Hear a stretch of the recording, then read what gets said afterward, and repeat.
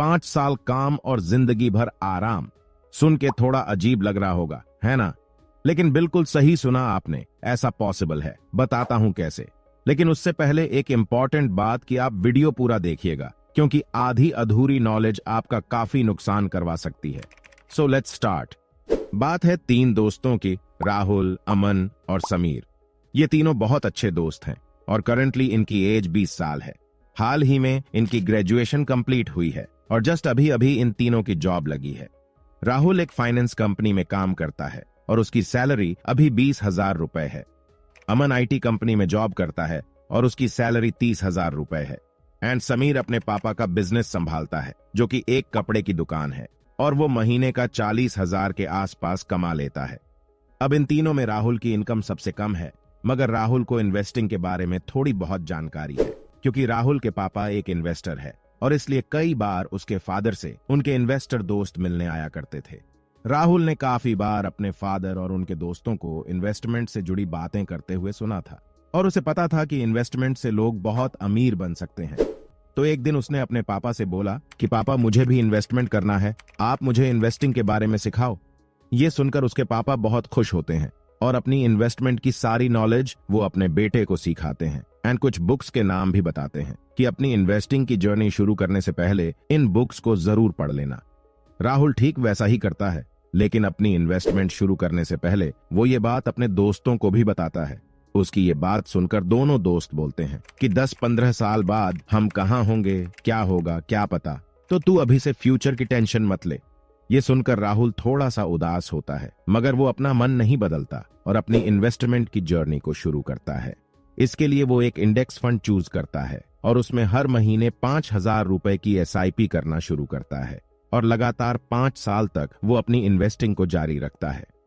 अब दोस्तों हम चलते हैं सीधा 5 साल आगे। अब तीनों दोस्तों की एज 25 साल हो गई है। अब राहुल ने इन्वेस्टमेंट करना बंद कर दिया है, उसका प्रमोशन हो गया है और उसकी सैलरी भी बढ़ गई है। राहुल अब कोई भी सेविंग नहीं करता। अब वो अपने सारे पैसे अपनी एंजॉयमेंट और अपनी हेल्थी लाइफस्टाइल के ऊपर खर्च करता है। अमन और समीर की कमाई में भी इजाफा हुआ था, लेकिन वो अपनी फैमिली के खर्च और सेविंग करने में इतने बिजी हो गए हैं कि उनके पास मंथ के एंड में सिर्फ 1,000-2,000 रुपए ही बचते हैं। उधर राहुल कोई सेविंग नहीं करता और सिर्फ एंजॉय करता है। दोनों को ये बात बड़ी अजीब लगती है। अमन समीर से बोलता है कि यार, मुझे लगता है कि हमें भी इन्वेस्टमेंट शुरू कर देनी चाहिए थी, तो आज हम भी राहुल की तरह एंजॉय कर रहे होते। तो इस पर समीर थोड़ा भड़कते हुए बोलता है कि तू भी उसी चक्कर में पड़ रहा है। राहुल के बाप के पास बहुत पैसे हैं, जरूर वो ही देते होंगे उसे इतने उड़ाने के लिए। लेकिन अब अमन को भी समझ आ गया था कि इन्वेस्टमेंट की पावर क्या है। वो डिसाइड करता है कि राहुल ने तो सिर्फ 5 साल के लिए इन्वेस्टमेंट किया, मैं 10 साल करूंगा। एंड वो भी अपनी इन्वेस्टमेंट शुरू कर देता है। अब दोस्तों सीधा चलते हैं 10 साल आगे, जब तीनों की एज 35 साल हो गई है। अब राहुल और अमन दोनों ही इन्वेस्टमेंट से फ्री हो गए हैं और अपनी लाइफ को पूरी तरह से एंजॉय करते हैं। लेकिन समीर आज भी उसी सेविंग और खर्चों के जाल में फंसा हुआ है। राहुल और अमन को देखने के बाद समीर को समझ आया कि उसने कितनी बड़ी गलती की है। समीर अगले ही दिन राहुल के घर जाता है और उससे कहता है कि यार, तू सही था, मुझे भी तुम लोगों के साथ अपनी इन्वेस्टमेंट शुरू कर देनी चाहिए थी, लेकिन शायद अब तो मैं इन्वेस्टमेंट के लिए लेट हो चुका हूं। मुझे क्या करना चाहिए? राहुल बोलता है कि इन्वेस्टमेंट करने के लिए कोई राइट टाइम नहीं होता, बल्कि प्रेजेंट ही हमारा राइट टाइम है। तो तू आज से ही इन्वेस्टमेंट करना स्टार्ट कर और तुझे कोई हेल्प चाहिए होगी तो मैं तुझे गाइड करूंगा। लेकिन क्योंकि तूने इन्वेस्टमेंट लेट से स्टार्ट करी है, तो तुझे बाकी लोगों के कंपैरिजन में ज्यादा टाइम तक इन्वेस्टमेंट करना होगा। राहुल के समझाने पर समीर को थोड़ा अच्छा फील होता है और वो भी अपनी इन्वेस्टमेंट की जर्नी को शुरू करता है और पूरे 25 साल तक इन्वेस्टमेंट करता है। अब दोस्तों चलते हैं सीधा 25 साल बाद, जब तीनों की एज 60 साल हो चुकी है और तीनों की इन्वेस्टमेंट पूरी हो चुकी है। एंड देखते हैं इन्वेस्टमेंट में सबसे ज्यादा फायदा किसको मिला है। इसे एक टेबल के जरिए समझते हैं, जिसमें राहुल की 5 साल की इन्वेस्टमेंट, अमन की 10 साल की इन्वेस्टमेंट और समीर की 25 साल की इन्वेस्टमेंट को कंपेयर करते हैं। अब मैं यहां आप लोगों से एक सवाल पूछता हूं कि इन तीनों में से अपनी इन्वेस्टमेंट पर सबसे ज्यादा रिटर्न किसे मिला होगा? आप में से ज्यादातर लोगों को लग रहा होगा कि ऑफ कोर्स समीर को, क्योंकि उसने सबसे ज्यादा टाइम तक इन्वेस्ट किया है तो उसे ही सबसे ज्यादा प्रॉफिट हुआ होगा। मगर रियलिटी आपकी सोच से कुछ अलग ही होने वाली है। हम मान के चलते हैं कि तीनों ने सेम टाइप के फंड में सेम अमाउंट की एसआईपी के जरिए अपना इन्वेस्टमेंट किया और तीनों को रिटर्न भी सेम 15% ही मिले हैं। तो इस हिसाब से जब हम समीर के 25 साल के इन्वेस्टमेंट को देखें तो दोस्तों समीर ने इन 25 सालों में टोटल 15 लाख रुपए इन्वेस्ट किए और उसके रिटर्न में समीर को मिले हैं 1,64,00,000 रुपए। ये रहा समीर का कैलकुलेशन। आप वीडियो पॉज करके देख सकते हो या फिर स्क्रीनशॉट ले सकते हो। अब बात करते हैं अमन की। तो अमन ने अपने इन्वेस्टमेंट के 10 सालों में टोटल 6 लाख रुपए इन्वेस्ट किए और उस पर अमन को रिटर्न मिले हैं 13,93,000 रुपए। ये रहा अमन का कैलकुलेशन। लेकिन अमन ने अपनी इन्वेस्टमेंट बंद जरूर की थी, लेकिन उसने अपने पैसे विड्रॉ नहीं किए थे, तो उसके ये पैसे साल दर साल कंपाउंडिंग की मदद से बढ़ते गए और जब अमन 60 साल का हुआ तो उसके यही पैसे करीब 4,60,00,000 बन गए। ये रहा उसका कैलकुलेशन। वीडियो पॉज करके देख सकते हो।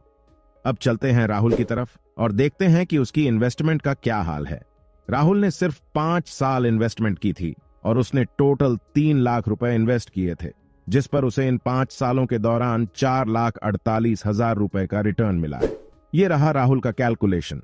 लेकिन राहुल ने भी अपना इन्वेस्टमेंट बंद जरूर किया था, लेकिन उसने अपने पैसे विड्रॉ नहीं किए थे, जिसकी वजह से उसके पैसे भी हर साल बढ़ते गए और जब वो 60 साल का हुआ तब उसको टोटल रिटर्न मिला 5,97,00,000 का, यानी ऑलमोस्ट 6 करोड़। ये रहा कैलकुलेशन, चेक कर सकते हो। तो है ना दोस्तों, कितने कमाल की बात। जिसने सबसे कम पैसे इन्वेस्ट किए उसे सबसे ज्यादा प्रॉफिट मिला। ऐसा हुआ क्यों? तो इसका आंसर है टाइम। समीर ने भले ही ज्यादा पैसे इन्वेस्ट किए, मगर उसने इन्वेस्टमेंट लेट से शुरू किया था, इसलिए उसके पैसों को कंपाउंडिंग का फायदा बहुत कम मिला। और यहां राहुल ने पूरा गेम चेंज कर दिया, क्योंकि उसने इन्वेस्ट भी सबसे कम पैसे किए और उसे रिटर्न भी दोनों दोस्तों से बहुत ज्यादा मिला, क्योंकि उसने इन्वेस्टमेंट सबसे पहले शुरू किया था और इसलिए उसके पैसों को कंपाउंडिंग के लिए सबसे ज्यादा टाइम मिले। नाउ यहां पर हमें कुछ चीजें सीखने को मिलती हैं, जिसे एक अच्छा इन्वेस्टर बनने के लिए समझना बेहद जरूरी है। फर्स्ट, जितना जल्दी हो सके उतना जल्दी इन्वेस्ट करना शुरू कर देना चाहिए। एक इंसान जिसने भले ही कम अमाउंट के साथ इन्वेस्ट करना शुरू किया है, वो हमेशा आगे रहेगा उस इंसान से जिसने लेट इन्वेस्टमेंट शुरू किया और भले ही ज्यादा अमाउंट से इन्वेस्टमेंट शुरू किया।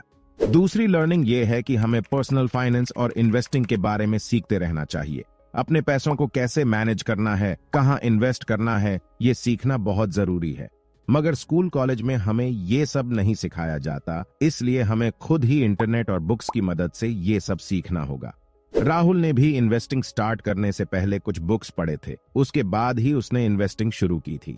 मैं फाइनेंस और इन्वेस्टिंग से रिलेटेड बुक्स की समरी हर हफ्ते अपलोड करता रहता हूं, तो आप मेरे इस चैनल को भी सब्सक्राइब कर सकते हो ताकि आप ऐसे यूजफुल वीडियोस मिस ना कर दो। वीडियो अच्छी लगी हो तो लाइक कर दो एंड कुछ पूछना चाहते हो तो कमेंट करके पूछ सकते हो, मैं रिप्लाई जरूर दूंगा। मिलते हैं अपनी अगली वीडियो में, तब तक के लिए बाय।